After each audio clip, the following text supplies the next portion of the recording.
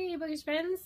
Yes, I know, another video where I'm wearing this dress because my daughters are enjoying grandma time and my boys are quiet, so I'm gonna take advantage of that and film a whole bunch of things, especially because my husband is now working 6 or 7 days a week.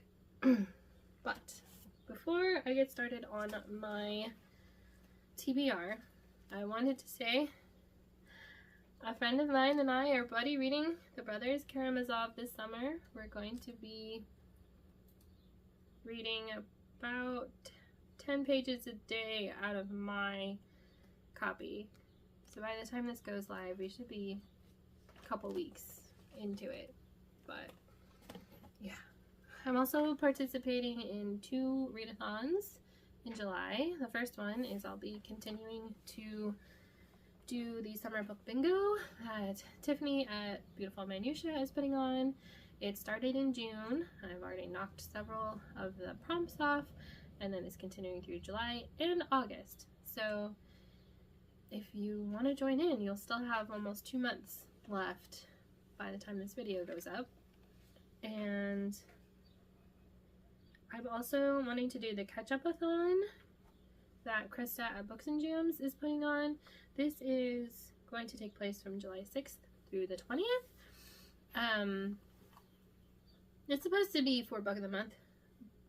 I don't have Book of the Month, but I do have an overflowing TBR cart. So I would like to try to fill in as many prompts as possible. With the catch-up-a-thon, you are allowed to double up on prompts. So there's, I think, like 7 different categories. So if I can, I would like to try to at least have some books picked for it. I might end up reading other books. There's no way I'm going to read 7 books in 2 weeks, I don't think, unless they're really on the short side. And I'm going to be plugging away at Brothers Karamazov during that time. So without further ado, let's try to see. I did add in a few more cards. I added in odd number of pages because I had even number of pages, but not odd. Owned book to try to get more read off my cart. And then 20 whatever in 2020 whatever list. I added those in. So I'm gonna shuffle. I may end up picking up to 6 books. Really depends. I have more time to read this summer. July is our last full month off from school. I do have Chronicles of Avonlea is the book for the mod read along that Chantel is doing. This has both Chronicles of Avonlea and Further Chronicles of Avonlea in it. I don't know if I'm going to read the whole thing or if I'm just going to read Chronicles of Avonlea in July and save Further Chronicles of Avonlea for December, because December is Pick Your Own Montgomery. And for the Read Your Bookshelf Challenge, the prompt is Royal, so I would like to read To Save a King, and it's on my 25 to read in 2025 list. Alright, shuffle on camera. 1, 2, 3, 4, 5. The sparrows are chattering. Random letter equals the title's first letter. Okay. That's why I keep my laptop handy for these videos.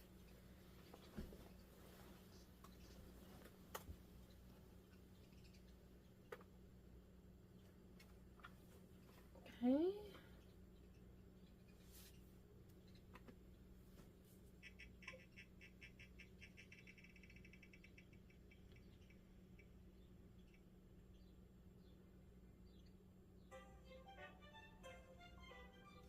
S.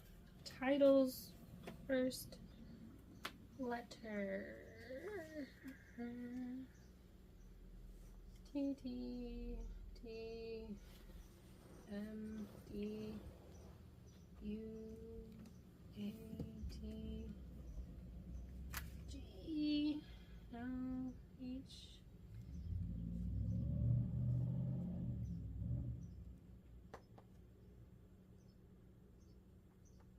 Yeah. Okay, starting a new series. I'm not gonna count that because there are so many books that start with that. The Shadow of Death by Jane Willen.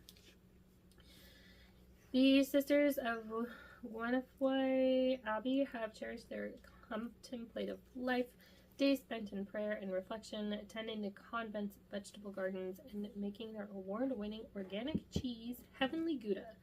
Life seems perfect except for Sister Agatha, a die-hard mystery fan who despairs of ever finding any real-life inspiration for her own novel, that is, until the Abbey's sexton is found dead under an avalanche of Gouda. Despite the reservations of the local constable, Sister Agatha is convinced it's murder, and the game is afoot.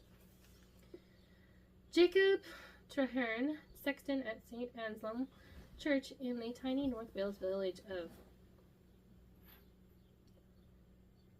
Praderi, slung his wet mop across the chancel floor and thought about rugby. Not the best first sentence. Let's see, would this count for any of the...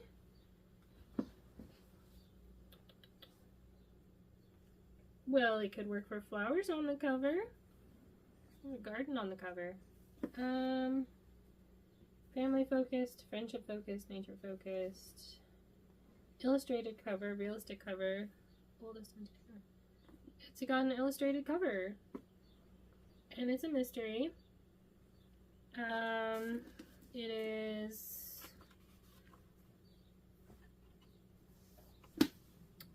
fewer than 350 pages. I guess you could say bright cover. Okay.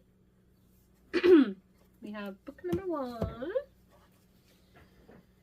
1, 2, 3, 4, 5. I have these upside down. I'm so sorry. Set in the current season. So I need a book set in summer.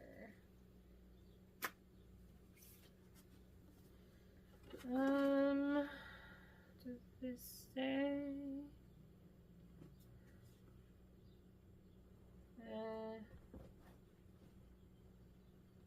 Set in 2000.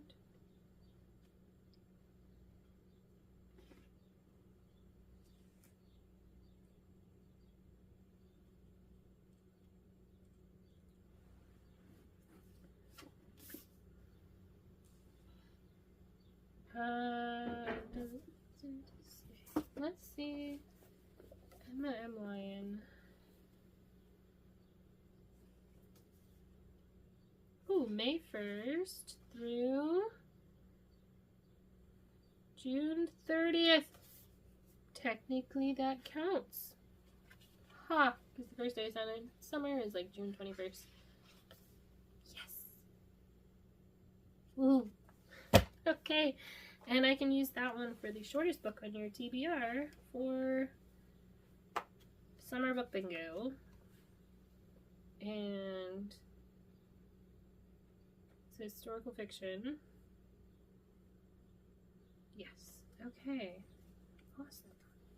I really wanted to get to that one soon. I might actually read that one before July. We'll see. Okay. Let's do one of the new. Owned book. Any book on my cart. Awesome. Sorry, I gotta put these right side up. There we go. I'll shuffle. Owned book. I'm gonna go with To Save a King. Get that knocked off my... A modern day fairy tale of hope and rescue from New York Times bestselling author Rachel Hauck. After growing up in small town Harts Bend, Tennessee, Gemma Stone set off to Hollywood to make her mark in the world, but her ambition turned into a journey of 1,000 bad decisions, and after 12 years of seeking fame and fortune, Gemma returns home with a limp and a dark secret. Now she runs a rescue ranch while raising her friend's orphaned daughter. She's keenly aware these defenseless ones are also rescuing her. She just wants to stay hidden in the safe world she's created. His Royal Highness Crown Prince John has learned a royal title cannot shield him from heartbreak. As heir to the revered House of Blue and married to the love of his life, he believed his future reign would strengthen the royal dynasty of Lochtenland. Then tragedy changed everything. Can anything save him from his grief? I think that's a prologue. I forgot to read the first chapter. First sentence. Whoever had penned his love story had a sordid sense of happily ever after. Not a bad first sentence. It's pretty good. Emma M. Ryan, May 1st. Aunt Eugenia's mandate was waiting with a degree of impatience when I woke this morning. Okay, that's 3. Why do I feel like I'm missing some cards? I can usually do 5, no problem. I'm on number 4. I forgot to put some back. Random letter equals author's name. This is the second random letter. Okay. We'll do another letter.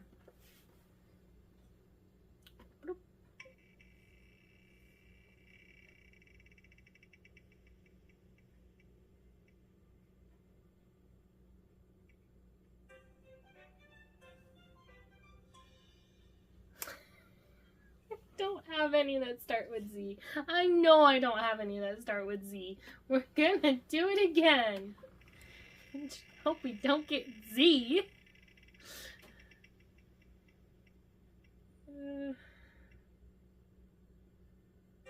B.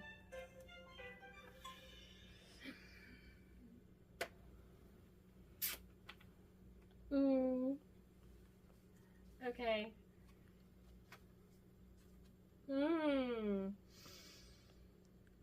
I have a lot for this one, actually, because I could do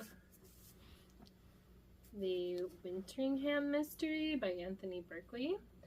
I could finish the Secrets of Wormdale series by Christina the Bear. I could do another Emma M. Lyon. I dropped all my cards. I also have not 1, but 2 Terry Blockstock.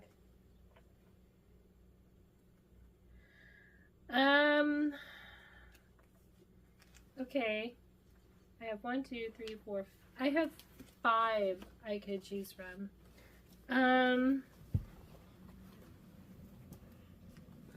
Okay. 1 will be top, 5 will be bottom. Random number generator. 1 through. I've heard that for number generators, you have to do it 3 times to get a truly random number. So 1, 2, 3. Number 1. Okay. That would be Aftermath by Terry Blackstock.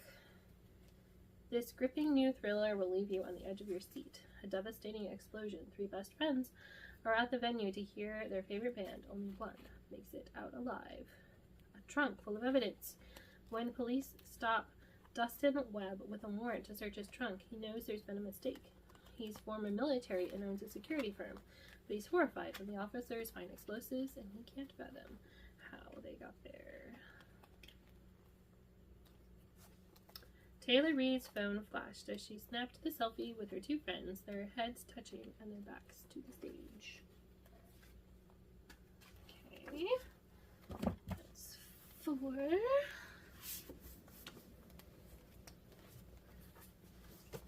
I've only got 1 from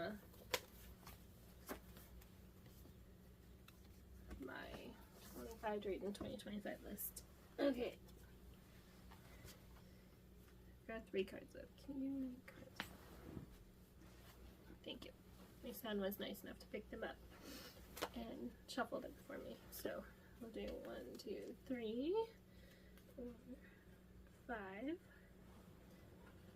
5.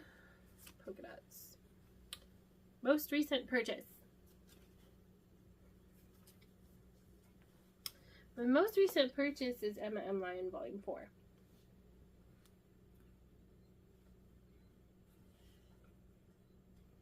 And I can't read number 4 without reading number 3. My next most recent one before that is The Unraveling of Emily Dulaine. A shattered heart of fate foretold, the world undone by tales of old. Emily Dulaine just wants to know what happened to her sister Camille 7 years ago on the fateful day she vanished. Literally, Emily witnessed Camille unravel and disappear, but no one believes her. Since they think she's crazy, the least the cops could do is solve Camille's case. Is a little closure too much to ask? But Emily's life is upended when she is pulled through a portal into the fantasy land of her childhood imaginings. A magical library holding the story worlds of every story ever published. And trouble is brewing in the land of Rivenly. Rogue characters threaten their plot lines, and broken classics are beginning to crumble, but Emily only wants to find Camille. This is a enclave book. First sentence. My sister is dead. Okay. That's 5. I think I'll do one more. 1, 2, 3, 4, 5.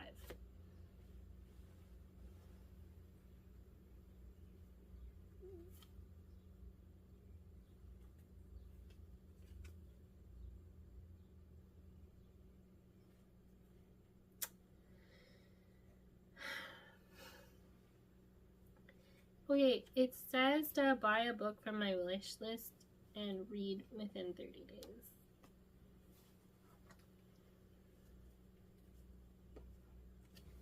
Okay, I actually already have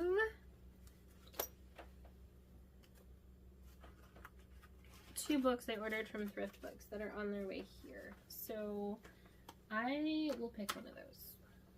And I'm leaning toward A Well-Timed Enchantment by Vivian Van de Velde, because the buzzword cover challenge is technology, and the most common cover has a giant clock on it. I'm not sure that is the particular edition that I ordered, but I'm gonna go with it because that was a hard one. Also, it's short. It's bad enough that Deanna has to waste her summer in France, and her only friend is a mangy black cat. But now she's staring hopelessly into a well, trying to figure out what in the world to wish for. Before she can make a wish, the cat scratches her, her watch falls into the well, and then, so has she. Except that now she's in medieval France, the cat is a handsome young man, and her watch has the power to completely change history. Maybe A Quiet Summer would have been nice. Alright, I'm actually going to stop there, because I still have Chronicles of Avonlea, and I need another book off my 25 to read in 2025 list, which is, let's see,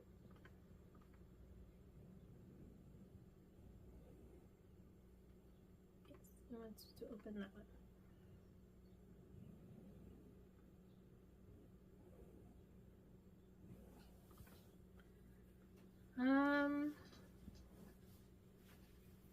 I may end up getting A Chance to Die by Elizabeth Elliot. I'm knocking that nonfiction off my list. Because I don't have a nonfiction pick for next month either. It's Elizabeth Elliot's biography of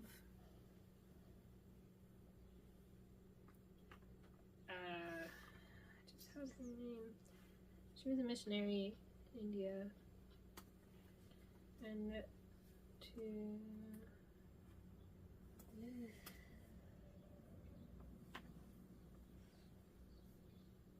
Amy Carmichael, which we my kids and I did already listen to a biography of her, so I have a little bit of a background. And the pick for the Tales from Distant Lands book club is Come Back to Me by Jody Headland. This is the first book in the Waters of Time series. The ultimate cure that could heal any disease? Crazy. That's exactly what research scientist Marion Creighton has always believed about her father's quest, even if it does stem from a desire to save her sister Ellen from the genetic disease that stole their mother from them. But when her father falls into a coma after drinking a vial of holy water believed to contain traces of residue from the Tree of Life, Marion must question all of her assumptions. He's left behind tantalizing clues that suggest he's crossed back in time. Insane, until Marion tests his theories and finds herself in the Middle Ages during a dangerous peasant uprising. Well, yeah. I have all those. I could read the first sentence from Chronicles of Abilene. First chapter is The Hurrying of Ludovic. Anne Shirley was curled up on the window seat of Theodora Dix's sitting room one Saturday evening, looking dreamily afar at some fair starland beyond the hills of sunset. Oh yeah, here is my very large TBR for July, and this isn't even all of it because I have others. But yeah, let me know what you plan on reading in July, and until next time, happy reading!